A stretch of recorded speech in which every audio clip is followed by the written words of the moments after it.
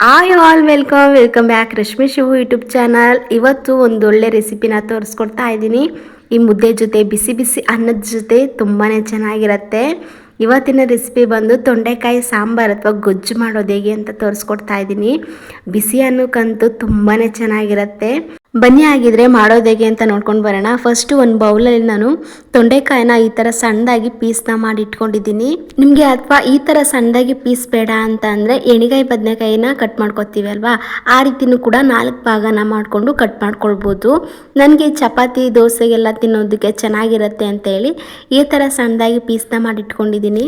ತೊಂಡೆಕಾಯಿನ ಉಗುರು ಬೆಚ್ಚಗಿರೋ ನೀರಿನಲ್ಲಿ ಚೆನ್ನಾಗಿ ಸ್ವಲ್ಪ ಉಪ್ಪನ್ನ ಹಾಕ್ಕೊಂಡು ಚೆನ್ನಾಗಿ ತೊಳೆದಿಟ್ಕೊಂಡು ಒಂದು 2 ಸಲ, ಆಮೇಲೆ ಈ ಥರ ಸಣ್ಣ ಪೀಸ್ನಾಗಿ ಕಟ್ ಮಾಡ್ಕೊಂಡಿದ್ದೀನಿ.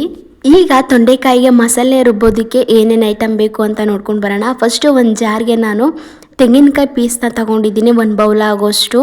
ತೆಂಗಿನಕಾಯಿ ತುರಿದನ್ನ ತಗೋತೀನಿ ಅಂದರೆ ತಗೊಳ್ಬೋದು. ಇವಾಗ ಇದಕ್ಕೆ 2 ಗಡ್ಡೆ ಆಗೋಷ್ಟು ಬೆಳ್ಳುಳ್ಳಿ, 2 ಇಂಚ್ ಆಗೋಷ್ಟು ಶುಂಠಿ, ಮತ್ತು ಖಾರಕ್ಕೆ 2 ಮೆಣಸಿನ್ಕಾಯಿ, ಮತ್ತು ಕಲರ್ಗೆ 2 ಬ್ಯಾಡಗೆ ಮೆಣಸಿನ್ಕಾಯಿನ ತಗೊಂಡಿದ್ದೀನಿ.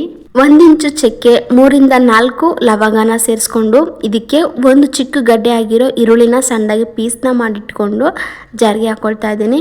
ಇವಾಗ 1 ಹಿಡಿ ಆಗೋಷ್ಟು ಹಸಿ ಕೊತ್ತಂಬರಿ ಸೊಪ್ಪು ಮತ್ತು 2 ಟೊಮೊಟೊ, ಹಣ್ಣಾಗಿರೋ ಟೊಮೊಟೊನ ಈ ಥರ ಪೀಸ್ನ ಮಾಡಿ ಹಾಕ್ಕೊಳ್ತಾ ಇದ್ದೀನಿ. ಇವಾಗ 1/4 ಟೇಬಲ್ ಸ್ಪೂನ್ ಆಗೋಷ್ಟು ಅರಿಶಿನ, 2 ರಿಂದ 3 ಟೇಬಲ್ ಸ್ಪೂನ್ ಆಗೋಷ್ಟು ಸಾಂಬಾರು ಪುಡಿನ ಯೂಸ್ ಮಾಡ್ತಾ ಇದ್ದೀನಿ.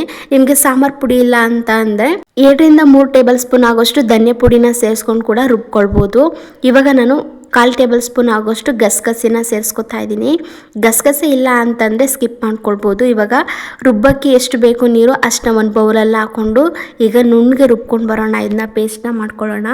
ಎಲ್ಲೂ ತರಿ ಇರಬಾರ್ದು, ತುಂಬ ನೈಸಾಗಿರಬೇಕು, ಅಲ್ಲಿವರೆಗೂ ರುಬ್ಕೊಳ್ಳೋಣ. ನೋಡಿ, ನಾನು ಈ ಥರ ಪೇಸ್ಟ ಮಾಡ್ಕೊಂಡಿದ್ದೀನಿ. ಯಾವುದೇ ರೀತಿ ತರಿ ಇಲ್ಲ, ತುಂಬ ಫೈನಾಗಿ ತುಂಬ ನೈಸಾಗಿ ರುಬ್ಕೊಂಡಿದ್ದೀನಿ. ಸಣ್ಣದಾಗಿ ರುಬ್ಕೊಂಡ್ರೆ ಸಾಕು.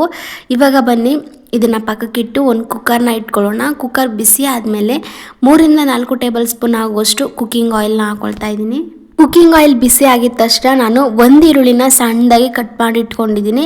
ಅದನ್ನು ಕೂಡ ಈ ಆಯಿಲ್ಗೆ ಹಾಕ್ಕೊಂಡು ಚೆನ್ನಾಗಿ ಫ್ರೈನ ಮಾಡ್ಕೊಳ್ಳೋಣ. ಅಂದರೆ ಬಣ್ಣ ಚೇಂಜ್ ಆಗಬೇಕು, ಕಲರು ಸ್ವಲ್ಪ ಗೋಲ್ಡನ್ ಬ್ರೌನ್ ಕಲರ್ ಬರಬೇಕು, ಅಲ್ಲಿವರೆಗೂ ಫ್ರೈನ ಮಾಡಿಕೊಂಡ್ರೆ ಸಾಕು. 2 ರಿಂದ 3 ನಿಮಿಷ ಬಣ್ಣ ಬಿಡೋವರೆಗೂ ಈ ಥರ ಫ್ರೈ ಮಾಡಿಕೊಂಡ್ರೆ ಈರುಳ್ಳಿನ ಸಾಕಾಗತ್ತೆ. ಇವಾಗ ನಾವು ಸಣ್ಣದಾಗಿ ಕಟ್ ಮಾಡಿ ಇಟ್ಕೊಂಡಿರುವಂಥ ತೊಂಡೆಕಾಯಿನ ಇವಾಗ ಇದ್ರ ಜೊತೆಗೆ ಸೇರಿಸ್ಕೊಳ್ಳೋಣ. ಮೀಡಿಯಂ ಫ್ಲೇಮಲ್ಲಿ ಇಟ್ಕೊಂಡು ಇದನ್ನ ಚೆನ್ನಾಗಿ ಫ್ರೈ ಮಾಡ್ಕೊಳ್ಬೇಕು. ಅಂದರೆ ಹಸಿ ವಾಸನೆ ಇರೋದೆಲ್ಲ ಹೋಗಬೇಕು, ಅಲ್ಲಿವರೆಗೂ ಫ್ರೈ ಮಾಡ್ಕೊಳ್ಳೋಣ. 3 ರಿಂದ 4 ನಿಮಿಷ ಫ್ರೈ ಮಾಡಿಕೊಂಡ್ರೆ ಸಾಕಾಗತ್ತೆ.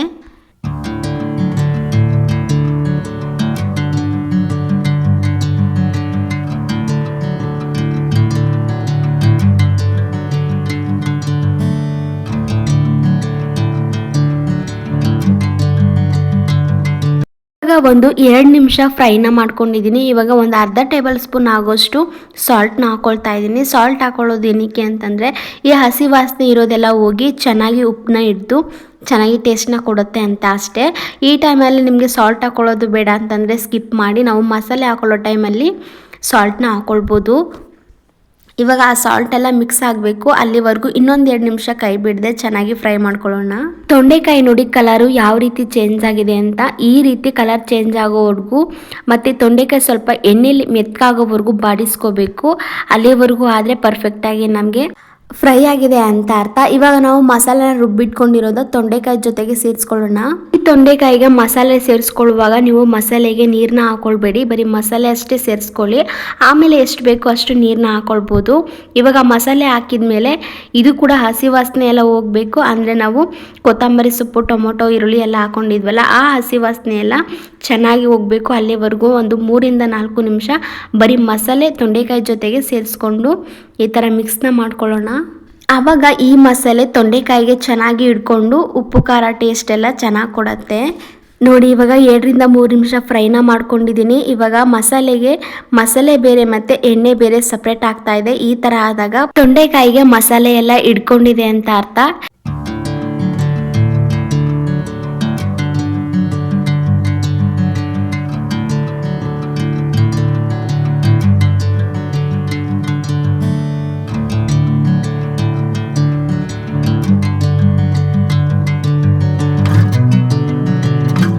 ನೋಡಿ ಇವಾಗ ಮಸಾಲೆ ಎಲ್ಲ ಚೆನ್ನಾಗಿ ಹಿಂಗಿದೆ.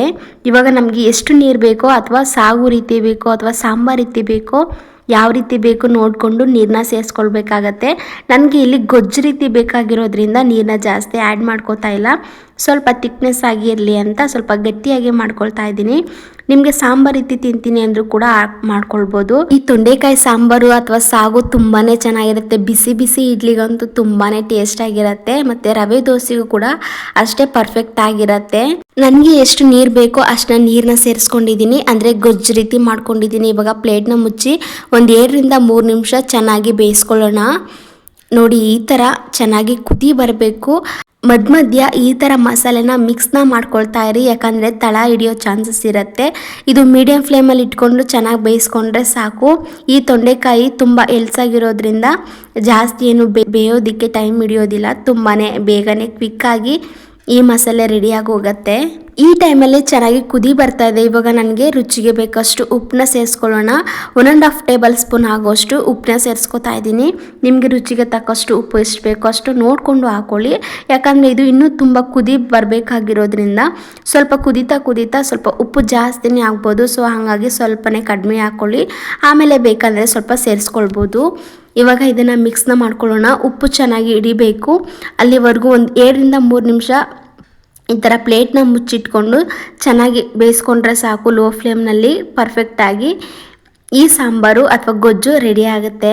ಈ 20 ನಿಮಿಷ ಟೈಮ್ ಇದ್ದರೆ ಸಾಕು, ಈ ತೊಂಡೆಕಾಯಿ ಗೊಜ್ಜು ಪರ್ಫೆಕ್ಟಾಗಿ ರೆಡಿಯಾಗಿ ಹೋಗುತ್ತೆ. ನೋಡ್ತಾ ಇರ್ಬೋದು ಎಷ್ಟು ಕ್ವಿಕ್ಕಾಗಿ ಆಯಿತು ಅಂತ.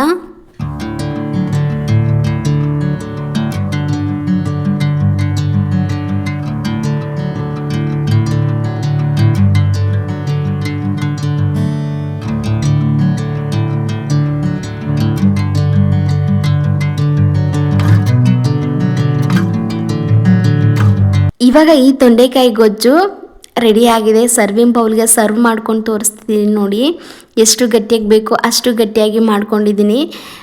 ಈ ಥರನೇ ಚಪಾತಿ ಜೊತೆ ಮತ್ತು ರವೆ ದೋಸೆ ಜೊತೆ ಇಡ್ಲಿ ಜೊತೆ ಚೆನ್ನಾಗಿರುತ್ತೆ ಕಾಂಬಿನೇಷನ್. ಒಂದು ಸಲ ಟ್ರೈ ಮಾಡಿ. ಈ ರೆಸಿಪಿ ಹೇಗೆ ಬಂತು ಅಂತ ಕಮೆಂಟ್ ಬಾಕ್ಸಲ್ಲಿ ಕಮೆಂಟ್ ಮಾಡಿ. ಫಸ್ಟ್ ಟೈಮ್ ಏನಾದರೂ ನಮ್ಮ ಚಾನಲ್ ವಿಸಿಟ್ ಮಾಡ್ತಾಯಿದ್ರೆ ಹಾಗೆ ಸಬ್ಸ್ಕ್ರೈಬ್ ಮಾಡಿಕೊಂಡು ಪಕ್ಕದಲ್ಲಿರೋ ಬೆಲ್ಲೈಕನ್ ಕೂಡ ಕ್ಲಿಕ್ ಮಾಡ್ಕೊಳ್ಳಿ. ನಾನು ಹಾಕುವಂತಹ ಪ್ರತಿಯೊಂದು ರೆಸಿಪಿ ನೋಟಿಫಿಕೇಷನ್ ನಿಮಗೆ ಬರುತ್ತೆ. ನೀವು ಕೂಡ ಟ್ರೈ ಮಾಡ್ಬೋದು. Thanks for watching. ಇಷ್ಟೊತ್ತು ನನ್ನ ವಿಡಿಯೋ ನೋಡಿದ್ದಕ್ಕೆ. ಸಿಗೋಣ ಮುಂದಿನ ವಿಡಿಯೋದಲ್ಲಿ.